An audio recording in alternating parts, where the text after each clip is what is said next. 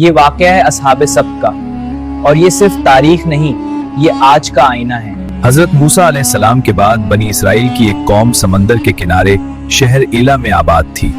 وہاں کا منظر اللہ کی نعمتوں سے بھرپور تھا۔ سمندر کی ٹھنڈی ہوا، ہر طرف سکون اور برکت تھی۔ یہ لوگ اللہ کو جانتے تھے، اس کے احکام سے واقف تھے، لیکن دلوں میں ایک پرانی عادت زندہ تھی۔ یہ قوم پہلے بھی وعدے کرتی اور پھر اپنی سہولت کے مطابق توڑ دیتی۔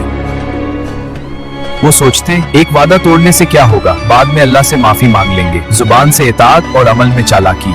کچھ بزرگ کہتے ہم اللہ کے منتخب لوگ ہیں، ہم پر پابندی کیوں؟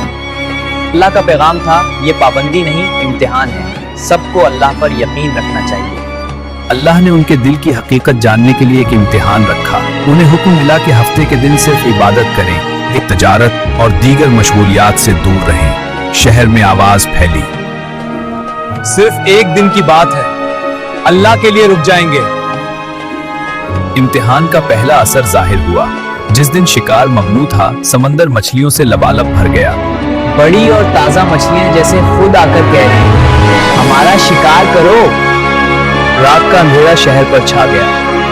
گھر میں معمولی باتیں بھی جھگڑوں میں بدل رہی تھی۔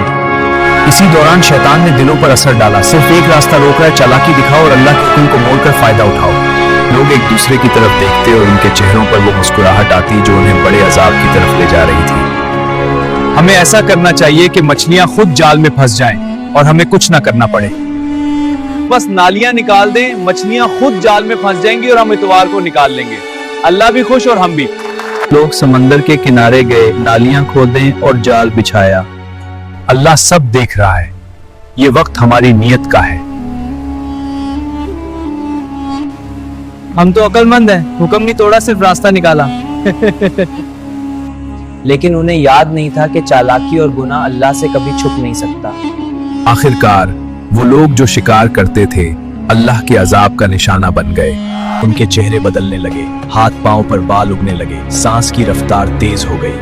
صبح ہوئی تو شہر میں خاموشی چھا گئی۔